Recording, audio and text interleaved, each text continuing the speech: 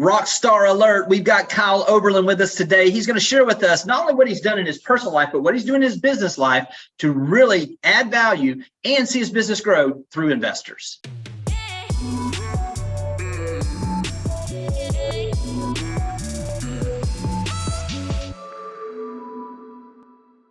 All right, today I'm joined by Kyle Oberlin. Listen, Kyle, one of the things that I really loved is the opportunity that I've gotten as a member of the Rethink Council to watch your business really take off this last year. What I'd love to do is before we even get started, and we're going to get into how to generate some investor clients and kind of the process there, but give everybody a little bit of a background because I think it's such an inspiring story with how you're growing your business and how it's kind of come about. Yeah, absolutely. And thanks for having me, Jimmy.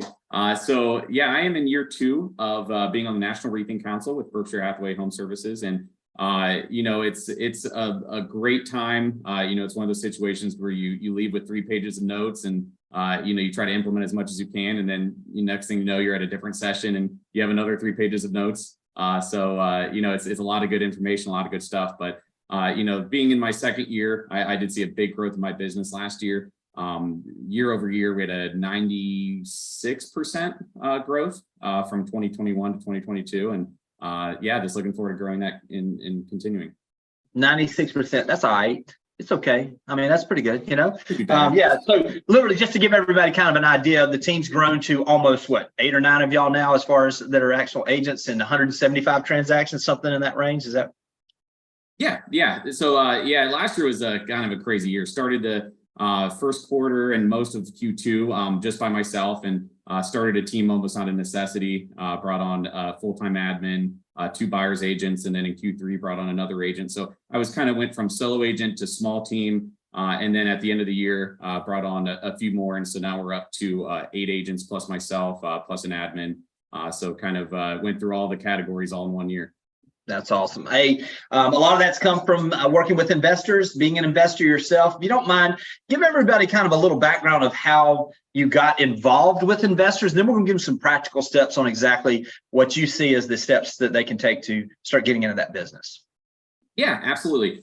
So the majority of who I generally work with in that niche is kind of your buy and hold investors, the ones that are looking to have some sort of rental property. But I got in that space pretty early on in my life. I bought my first house when I was 19, just perfect timing, right when the market was crashing in 08, 09. And so, found a house that needed a lot of rehab, put that rehab and got that sweat equity into it. And then as a result of that, I ended up with a bunch of equity that I was able to tap into to use for down payments for investment properties. And so I started doing that. So I bought my first 4 unit when I was 23. Wow. Just kept growing it from there.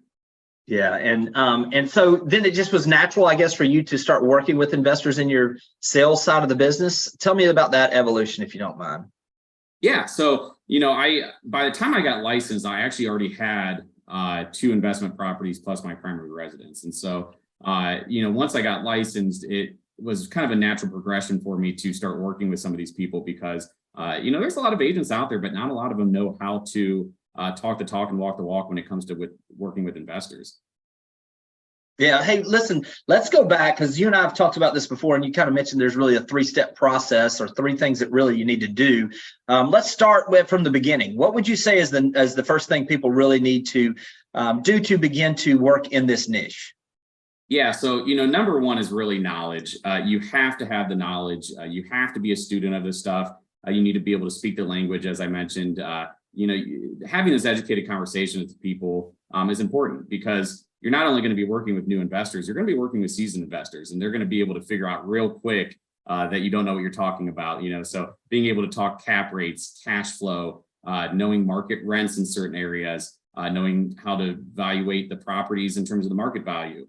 The cost of repairs, cost of renovations. I mean, all this stuff is important to know. And the more you know, the more value that you could add to potential clients, and they're going to want to work with you. Absolutely. So, hey, how did you gain that knowledge? Obviously, you did a lot of it experience. Are there any books? Are there any? I mean, obviously, you got YouTube now. Is there something where you would point people in a direction to start gaining some of that knowledge, or how did you gain that knowledge? Yeah, so a lot of mine was honestly learning from my own mistakes. and being in that space. But there's a lot of stuff out there. I know Bigger Pockets has a podcast that has a lot of good information. Their website has a lot of good information as well. But really every market's going to be drastically different. So I would just look into market specific data because to me, I mean, no offense to you, Jimmy, I don't need to know about Florida's investment situation because I'm not in Florida. Right. Yeah, that's a great point, because here's the problem is some people will take the information that people will talk. So listen, like we're in a coastal market. It's a lot of little short-term rentals. There's obviously a long-term rental, like you're talking about buy and hold and rent. But a lot of it is driven by second homes, and it's a total different investment. So I think understanding the investments that are available in your area, and one of the things, gaining that knowledge, I'll just kind of give a little background with me. I joined a group that was a group of investors that met monthly, and they talked about deals. And there was this group of people there, and I just invited some of those investors to lunch as a younger person and just asked them the questions. Hey, what's the first thing you look at to see if a deal makes sense? Hey, what are you looking for as far as a return on your cash? Hey, what is it that you put in for maintenance reserve? Well, all of those things, those questions, a lot of times those folks, they're around us, especially when we start looking. It's almost like when you start looking for something, you can see it. Like you said, I believe Bigger Pockets is a great podcast, great tool for investors. All of those things are available. It's just when you become a seeker of knowledge, you'll find it. And so I would just encourage people, just go out there and seek. YouTube's the best thing in the world. Hey, if you're wondering how, information on how to invest in real estate, and you do that on YouTube, you can spend the rest of your life watching, those videos. So good stuff. Now we got the knowledge. Let's say we built our knowledge, and listen, we're always learning, but we get to a point where we're ready to take step 2. What would you say that step 2 would be?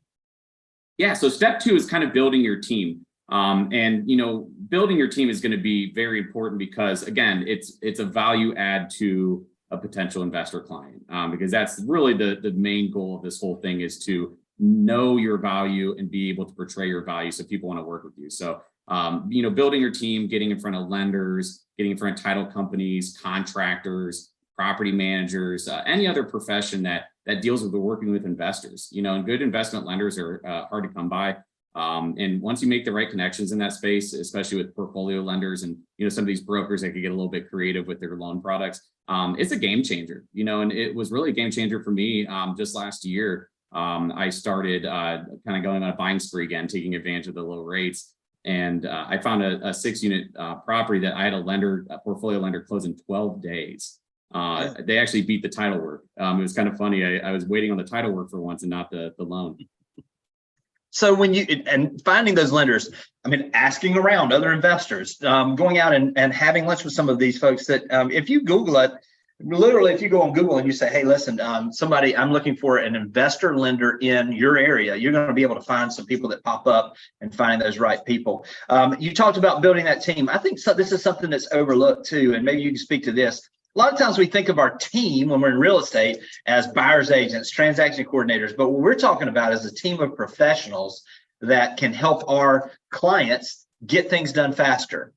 Loan maintenance people, whatever it is, those things you mentioned. How did you build that list? Was it just trial and error, or did you ask other people? How did you begin to build that list of people?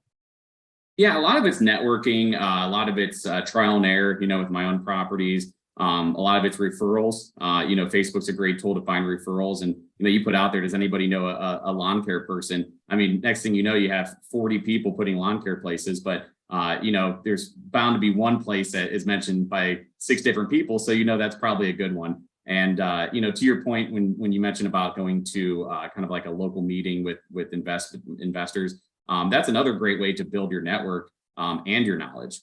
There's over by me, of course, it's the Akron Canton Real Estate Investors Association, but it is a chapter of the state and national real estate investors associations. And so, to my knowledge, every state has at least a state one, and most local markets have a local market too, where you can go and network with these vendors, network with the title companies, with the lenders and everything. And, good, as you probably know, good contractors are hard to come by. So if you get a contractor list together, that's gold. I bring up my contractors all the time as a value add, because a lot of these investors are out of state and they don't want to, have the willpower, or they don't want to go and call a bunch of places to find a plumber or to find an electrician. So when you have that value add of having a good contractor list that they can tap into, that's very important. Yeah, it's really good. And all right, so now we got our knowledge. We've started to build our team. Now what's next as far as in this process? Yeah, so honestly, the third step is getting the clients. You know, and you really need to do it in that order, because the first two are really the value that you bring to the clients. And so if you don't have the value, it doesn't make sense to go out and get the clients. So, you know, going and networking, going to those real estate investor associations.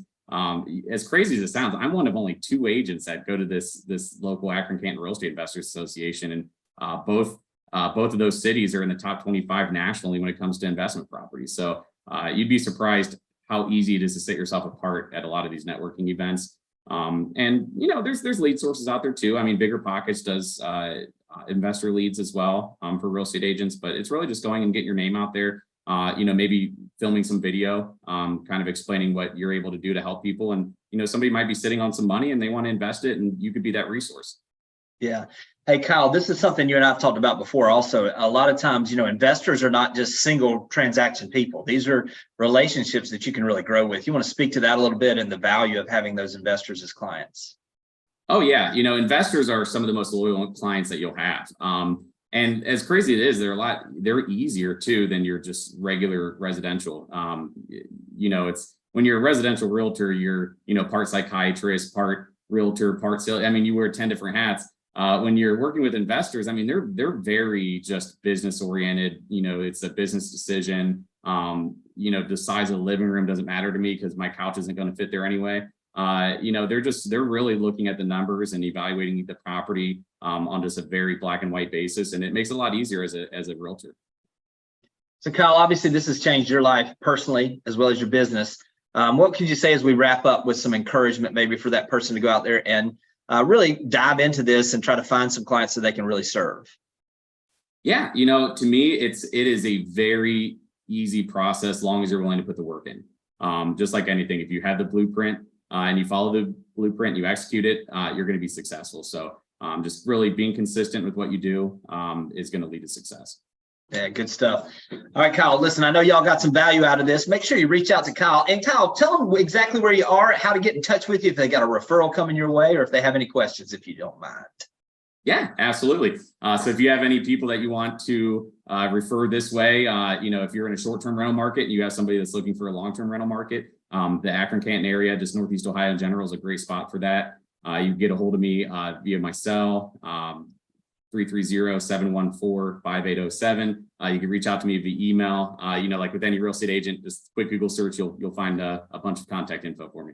Yeah, Kyle, listen, I appreciate not just the amount of business you do, the way you do it, and I appreciate your friendship, and you continue to inspire me every time I'm around you. So appreciate that. Reach out to Kyle, let him know how much you appreciate this. We'll talk to you guys soon. Thanks for watching the video. I specifically chose the video below for you because it builds on the one you just watched. I hope it's helpful, and I'll talk to you soon.